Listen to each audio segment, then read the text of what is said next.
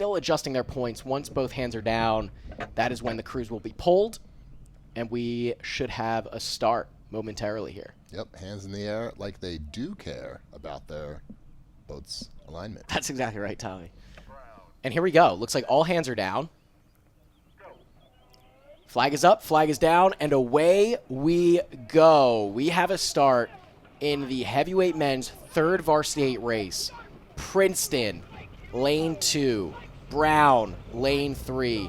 Princeton is going to see if they can turn the tide with this race right here.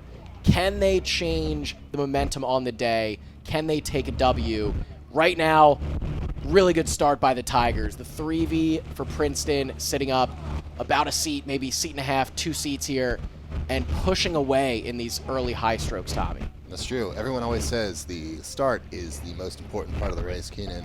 I like to think of it as equally important as the base and the sprint. So you think they're all equally important? Yeah. Okay, interesting. And you've never coached, have you? No. Oh, okay. We take a look here.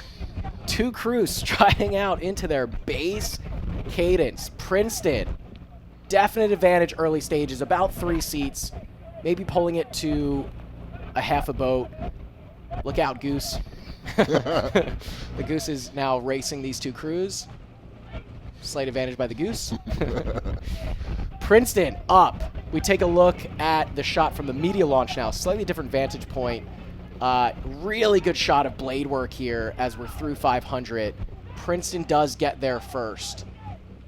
Looking super composed from this Tiger 3V. Yeah, this Tiger 3V has had a strong season so far.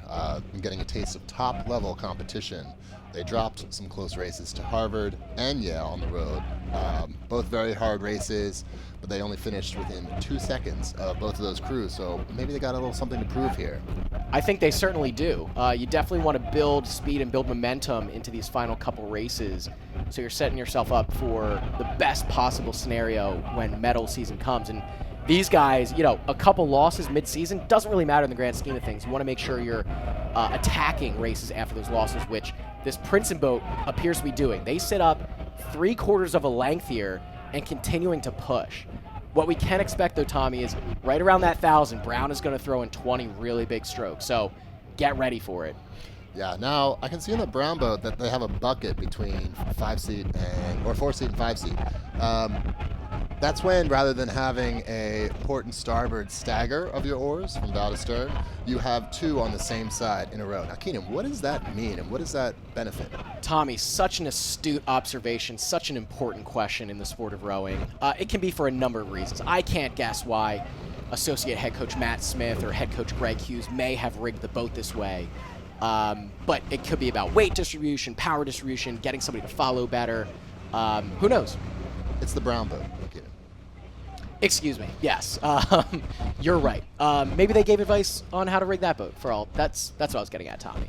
Through the 1,000-meter mark, we have Princeton Tigers trying to break open water on this Brown crew.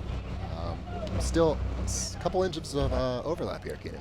That's right. Princeton was able to get a really good advantage there, second 500. And this is where we typically expect Brown to throw in some big ones here. Let's see if they can take a couple seats here. I think Princeton's been defending it really well. They, again, took about a boat length, and so far it's just been defend, defend, defend. They might be able to sense that Brown move and then push on the back end of it. Yeah, it's hugely beneficial to be up on another crew. You can see where they are, you can watch them as they make their moves, and you can react so much more easily than if you couldn't see them at all. Yeah, and so far it's working for this Tiger 3V here. They are just about breaking open water. They have a couple inches of open over Brown and continuing to charge here. This third 500, though, a lot can change here. This is when you start feeling the pain, Tommy. This is when you start feeling the lactic acid. As a rower, what's your mindset going into a tough battle like this third 500? Oh, I don't know if I can speak to it, but in the words of Tom Hebink, rowing race is a lot like going in for surgery. You're nervous, maybe a little bit excited, and then by the time it's over, you're sore, you're groggy, and you don't really know where you are. Yeah, such a beautiful sport, and Tom Hebink just, is able to capture it so beautifully. into the final 500, and it is Princeton maintaining a touch of open, but Brown, definitely a late charge here from the Brown Bears. It looks like just in the last few strokes, they were able to kind of find a little bit more boat speed, maybe just starting their sprint sequence a little bit early, starting to gear up a little bit early to break into that Princeton lead. But Princeton holding the Brown Bears at bay. 2:50 to go. It's about a seat and a half of open water back to Brown, and Princeton continuing to charge ahead. They are now sprinting for the line. Yep, both crews in their high strokes trying to see if they can get to the line first. That's exactly right. That's what's going to decide who wins this race, Keenan. And from this vantage point, the view from the hot air balloon, Ford Family hot air balloon, it looks like the Princeton Tigers are maintaining that one length advantage as they're building to the line. Yeah, giving nothing back to Brown here into their final 5 strokes. Princeton striking about a 41, so really, really high, gunning for the line. And it's going to be the Princeton Tigers in the 3V. They get there first, unofficially 5:48. Brown through now, unofficially 5:51. Call it like 3 to 4 seconds there. I'd call it maybe